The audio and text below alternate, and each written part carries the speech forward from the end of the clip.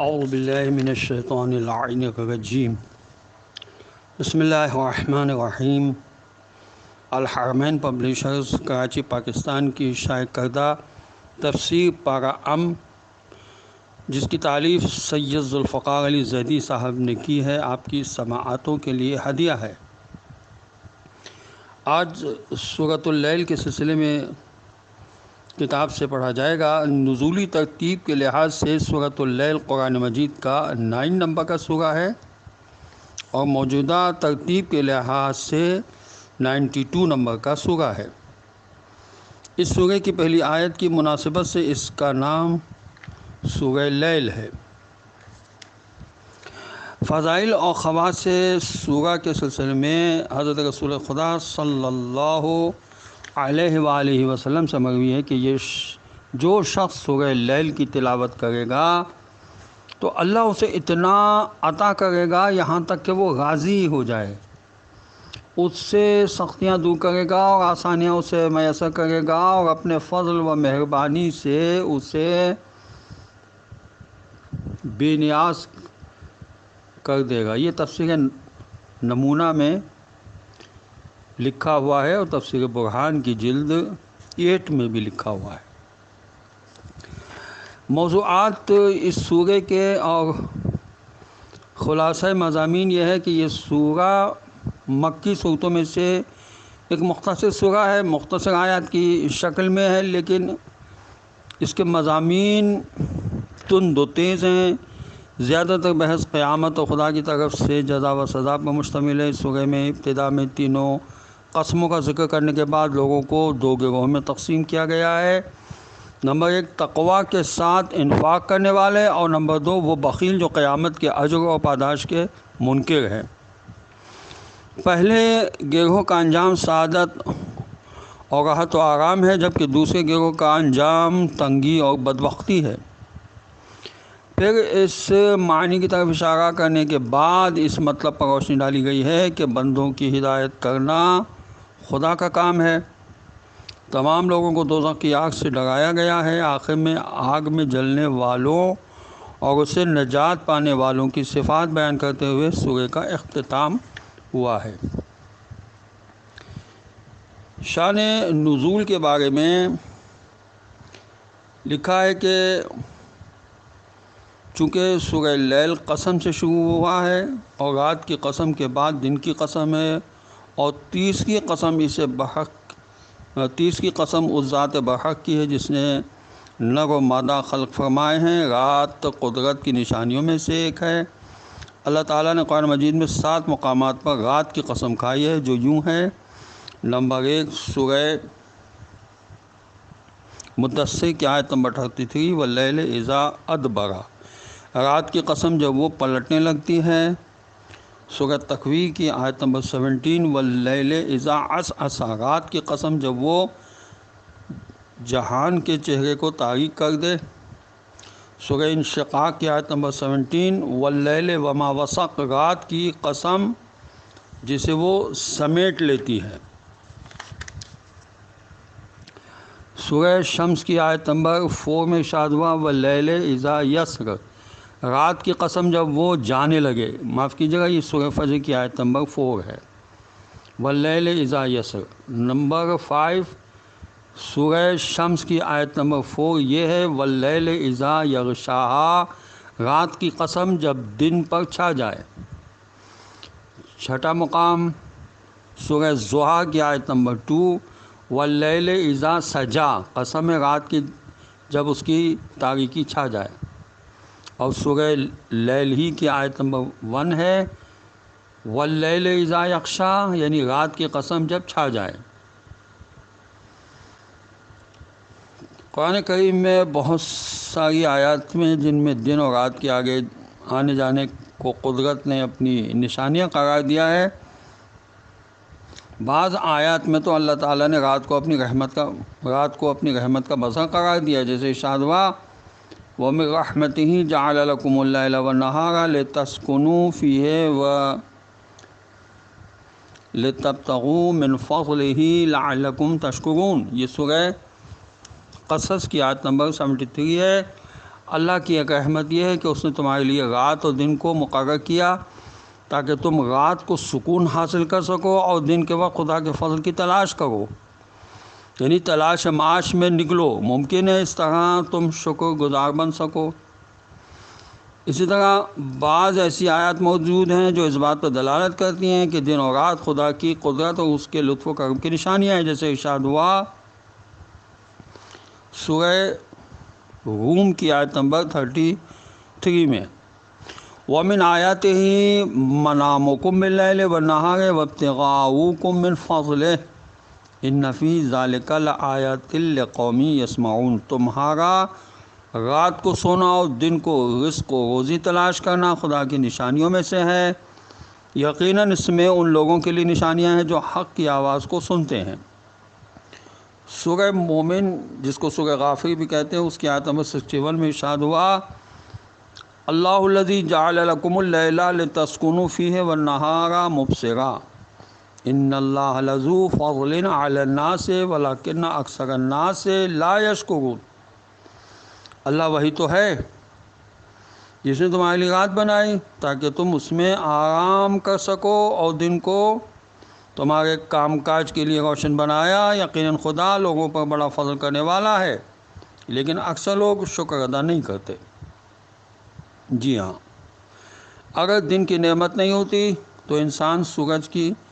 حیات بخش روشنی سے استفادہ نہیں کر سکتا تھا اور تاریکی تمام اطراف پھیل جاتی ہے، اس کے نتیجے میں تاریکی اور بدبختی کا راج ہوتا۔ اور اسی طرح اگر رات نہ ہوتی تو انسان آرام و سکون کی نعمت سے محروم رہتا اور اس کی صرف شدہ توانائیاں بحال نہ ہو پاتی اور انسان دن کے وقت اپنی فعالیتوں کو جاری نہ رکھ سکتا۔ اعوذ باللہ من الشیطان اللعین الرجیم، بسم اللہ الرحمن الرحیم۔ سورہ لیل کی آیات 1 سے 7 تک کی تلاوت کرتا ہوں میں، اس کے بعد اس کا ترجمہ پڑھوں گا اور اس کے بعد ان آیات میں جو الفاظ استعمال ہوئے ہیں اس کے معانی اسی کتاب سے پڑھوں گا۔ وَاللَّيْلِ إِذَا يَغْشَى وَالنَّهَارِ إِذَا تَجَلَّى وَمَا خَلَقَ الذَّكَرَ وَالْأُنثَى إِنَّ سَعْيَكُمْ لَشَتَّىٰ فَأَمَّا مَنْ أَعْطَىٰ وَاتَّقَىٰ وَصَدَّقَ بِالْحُسْنَىٰ فَسَنُيَسِّرُهُ لِلْيُسْرَىٰ۔ قسم رات کی جب دن پر چھا جائے اور دن کی جب وہ چمک اٹھے اور اس کی جس نے نر اور مادہ پیدا کیا، تمہاری کوشش یقیناً مختلف ہے، بس جس نے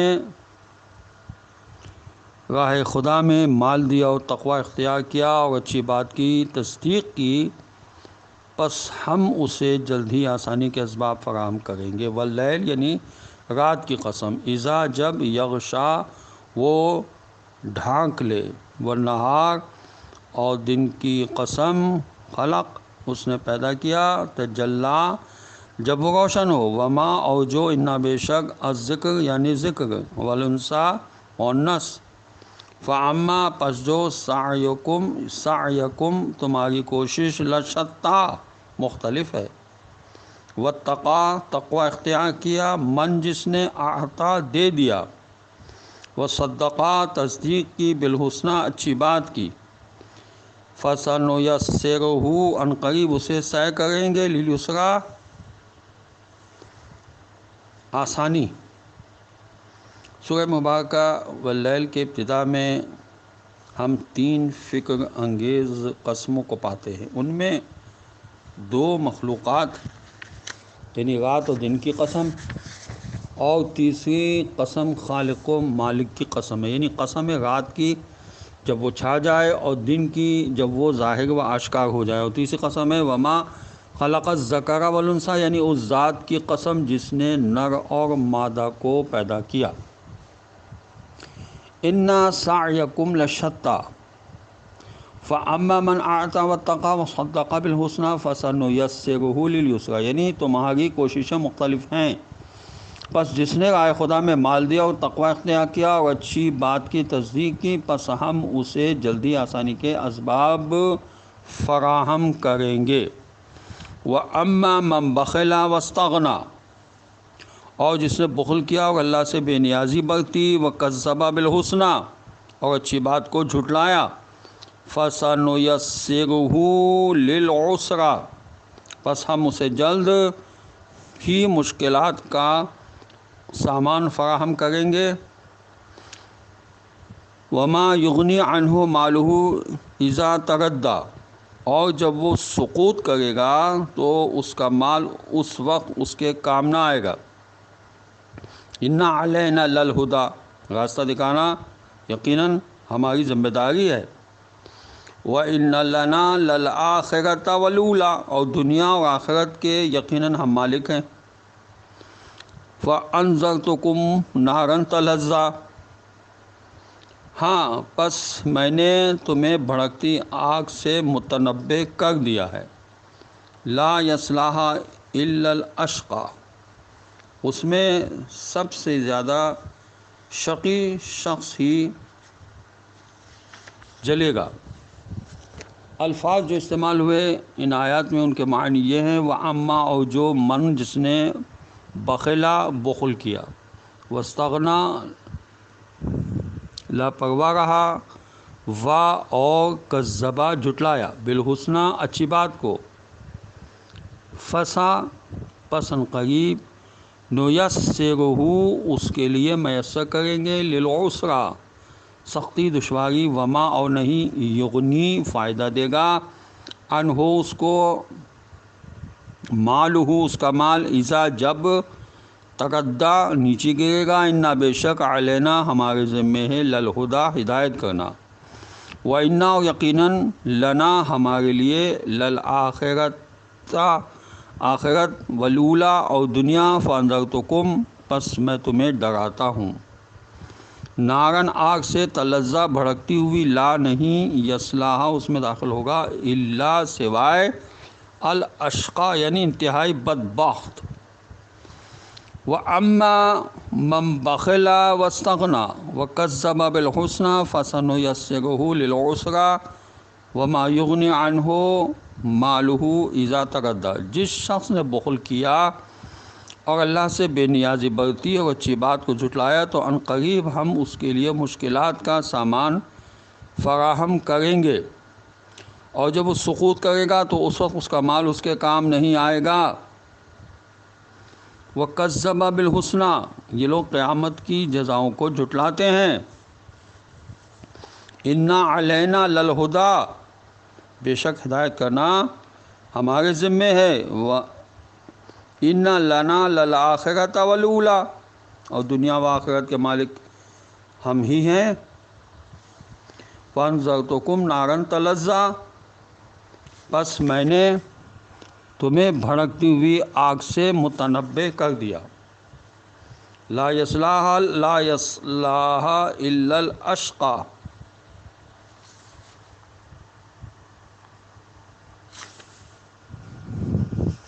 اس میں بدبخت ترین شخص کے علاوہ اور کوئی داخل نہیں ہوگا۔ ہدایت کی ذمہ داری اللہ تعالیٰ پر تھی، لہذا عقل جیسی نعمت عطا کی، انبیاء علیہ السلام بھیجے، قرآن جیسی نعمت دی، اس طرح پروردگار نے ہدایت کے سارے لوازمات فراہم کر دیے۔ دوسرے جملے میں اپنی بے نیازی کی شان بتاتے ہوئے واضح کیا کہ دنیا و آخرت کے مالک ہم ہی ہیں، ہم تمہاری کسی چیز یا عبادت کے محتاج نہیں ہیں، تمہیں عبادتوں کا حکم صرف اس لیے دیا ہے کہ فضیلت اور تقوی کے درجات میں آگے بڑھ سکو، پس یاد رکھو ہم نے تمہیں جہنم کی بھڑکتی ہوئی آگ سے ڈرایا ہے، اور اس جہنم میں وہی لوگ جائیں گے جو بدبخت ترین ہیں۔ الذی کذب وتولی، جس نے تکذیب کی اور منہ موڑ لیا، وسیجنبھا الاتقی، وسیجنبھا الاتقی، اور نہایت پرہیزگار کو اس آگ سے بچا لیا جائے گا، الذی یؤتی مالہ یتزکی، جو اپنا مال دے کر پاکیزگی کا اہتمام کرتا ہے، وَمَا لِأَحَدٍ عِنْدَهُ مِن نِعْمَةٍ تُجْزَى، اور اس پر کسی کا احسان نہیں جس کا وہ بدلہ اتارنا چاہتا ہو، إِلَّا ابْتِغَاءَ وَجْهِ رَبِّهِ الْأَعْلَى، وہ تو اپنے رب اعلیٰ کی رضا جوئی کے لیے ایسا کرتا ہے، وَلَسَوْفَ يَرْضَىٰ، اور ان قریب وہ راضی ہو جائے گا۔ ان آیت میں جو الفاظ استعمال ہوئے ان کے معنی یہ ہیں، وا اور سیجنبھا، یعنی ان قریب بچا لیا جائے گا، الاتقیٰ انتہائی پرہیزگار کو، الذی جو یوتی دیتا ہے، مالہ اپنا مال، یتزکیٰ پاک کرنے کو، وما لأحد اور کسی ایک کے لیے نہیں، عندہ اس کے پاس، من سے نعمت نعمت احسان، تجزا بدلہ دیا جائے گا، الا مگر ابتغاء جو چاہتا ہے، وجہ رضا رب ہی اپنے رب کی، ولا سوف اور قریب، یرضا وہ راضی ہوگا، الذی کذب وتولی وسیجنبھا الاتقی الذی یؤتی مالہ یتزکیٰ، یہ وہ شخص ہے جس نے نیکی کو جھٹلایا اور منہ پھیر کر چلا گیا، اور ہم ان قریب اس آگ سے اس شخص کو بچائیں گے جو سب سے بڑا متقی ہے، اور یہ وہ شخص ہے جو اپنا مال دے دیتا ہے تاکہ پاکیزگی حاصل کرے۔ وَمَا لِأَحَدٍ عِنْدَهُ مِن نِعْمَةٍ تُجْزَىٰ إِلَّا ابْتِغَاءَ وَجْهِ رَبِّهِ الْأَعْلَىٰ وَلَسَوْفَ يَرْضَىٰ، یعنی جو شخص کسی کے احسان کے زیر بار اس کا بدلہ چکانے کے لیے خرچ نہیں کرتا بلکہ انفاق فی سبیل اللہ کرتا ہے، خصوصاً محرومین اور کمزوروں کی مالی مدد کرتا ہے، اور صرف خدا کی خوشنودی حاصل کرنے کے لیے اپنا مال خرچ کرتا ہے، تو خدا کے نزدیک اس کی بڑی قدر ہے۔ یعنی صرف شرط یہ ہے کہ اس خرچ کرنے کا محرک اللہ کی خوشنودی کے علاوہ اور کچھ نہ ہو، اور ہر قسم کی ریاکاری سے پاک ہو۔ حضرت اہل بیت علیہ السلام کا اللہ کی راہ میں خرچ کرنے کا انداز تمام مسلمانوں کے لیے تقلید کے قابل ہے۔ سب اہل بیت عہدے سے ہیں، افطار کا وقت ہوا چاہتا ہے، فقیر آ کر سوال کرتا ہے، سب اپنی اپنی روٹیاں اٹھا کر، بلکہ روٹی اٹھا کر سائل کے حوالے کرتے ہیں، اور اس طرح 3 دن تکرار کے ساتھ یہی عمل دہرایا گیا، جس کے نتیجے میں ایک دن آیت نازل ہوئی، وَيُطْعِمُونَ الطَّعَامَ عَلَىٰ حُبِّهِ مِسْكِينًا وَيَتِيمًا وَأَسِيرًا، اور وہ صرف اللہ کی رضا اور اس کی محبت میں مسکین، یتیم اور اسیر کو کھانا کھلاتے ہیں۔ اور ساتھ ہی قرآن کریم نے اہل بیت علیہ السلام کی نیتوں کو بھی آشکار کیا کہ انفاق کرتے ہوئے ان کی نیت یہ ہوتی ہے، گویا زبان سے کہتے ہیں، انما نطعمکم لوجہ اللہ لا نرید منکم جزاء ولا شکورا، ہم تو صرف خدا کی خوشنودی کی خاطر کھلاتے ہیں، ہمیں نہ آپ سے کوئی بدلہ چاہیے اور نہ ہی شکریہ کے طلبگار ہیں۔ یہ سورہ دہر کی آیت نمبر 9 ہے۔ خداوند عالم کی بارگاہ میں دست بدعا ہم سب کو ہونا چاہیے کہ پروردگار ہمیں قرآن پڑھنے، سمجھنے اور اس پر عمل کرنے کی توفیق عطا فرمائے، اور وارث قرآن امام زمانہ عجل اللہ تعالی فرجہ شریف کے ظہور میں تعجیل فرمائے، اور ہمیں ان کے اعوان و انصار میں شامل ہونے کی توفیق عطا فرمائے۔ والسلام علیکم ورحمۃ اللہ وبرکاتہ۔